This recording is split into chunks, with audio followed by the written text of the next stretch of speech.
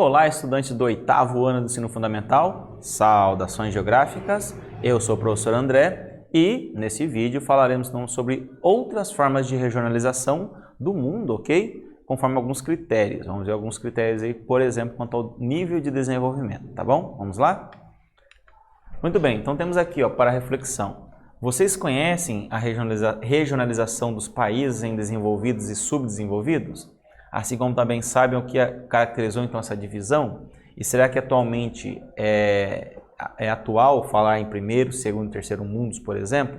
Vamos aqui acompanhar então o desenvolvimento dessas respostas, ok? Muito bem, olha aqui, ó. Temos um mapa mostrando uma das formas de dividir o mundo, ou seja, de regionalizar o mundo. Então, aqui temos, olha só, após a criação então da União Soviética e virar então a bipolarização entre Estados Unidos e União Soviética, o mundo então foi classificado assim em países desenvolvidos, que é o norte aqui, ok? O norte desenvolvido, ao norte dessa linha verde, que é uma linha chamada linha do desenvolvimento. E ao sul dessa linha, todos os países subdesenvolvidos, de modo geral, incluindo na época o Brasil. A exceção é a Austrália e a Nova Zelândia, que já eram desenvolvidos até aquele momento, ok? E permanecem desenvolvidos ainda. Muito bem. E aqui nós vemos então um mapa mostrando então, essa linha dos países ricos, desenvolvidos, ok? Com boas qualidades aí, como educação, saúde, industrialização, por exemplo. E aqui nós vemos aqui um outro critério utilizando aí, ó, mostrando países que são subdesenvolvidos. Toda a África, uma boa parte do sul e sudeste da Ásia e também a América Latina e toda ela subdesenvolvida praticamente, ok? Com menos qualidade de vida, de modo geral, menor industrialização, enfim.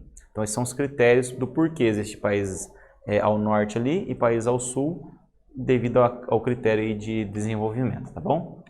Muito bem. Então será que essa regionalização faz sentido nos tempos atuais? Então olha só. Essa regionalização fazia sentido até a época lá que foi criada. Entretanto, com o passar dos anos, alguns países já mudaram essa posição. Exemplo, o Brasil já se desenvolveu um pouco mais, já está um país industrializado. A China também. Então já surgiu um outro critério que nós iremos falar a seguir, ok? Então Brasil, México, China, por exemplo, estão em outro patamar.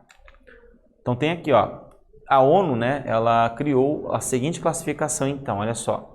Países com maior desenvolvimento, tem um maior grau lá de desenvolvimento, como por exemplo, muitos países da Europa Ocidental, como França, por exemplo, Estados Unidos, Canadá, Austrália, Nova Zelândia, por exemplo.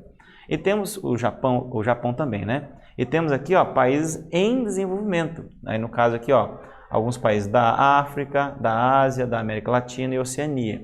Esse era o critério que ela utilizou, naquele momento.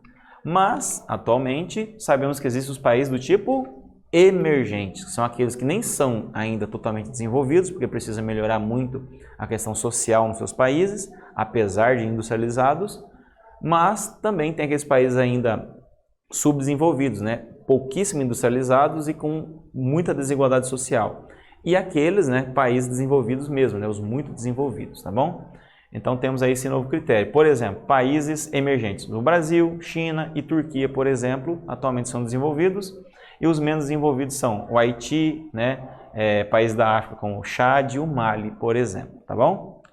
Muito bem. E aqui temos um mapa mostrando tudo isso aí, Olha só. O Brasil aqui, no critério anterior, países ainda considerados do tipo, segundo a classificação colocada por um pesquisador, ele colocou o mundo dividido em 3 tipos de critérios.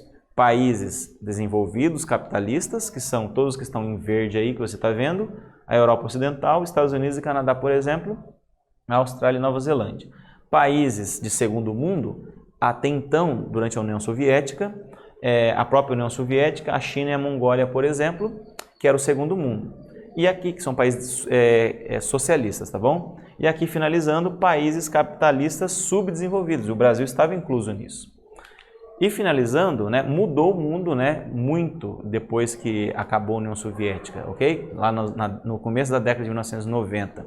Então, agora esses termos primeiro, segundo e terceiro mundo perderam o sentido atualmente. Então, tem novos critérios de países desenvolvidos, emergentes e subdesenvolvidos devido à nova configuração do mundo, tá bom? Muito bem, ao longo desse vídeo falamos então sobre novas formas de regionalização do espaço mundial. Espero que vocês tenham gostado. Até o nosso próximo encontro.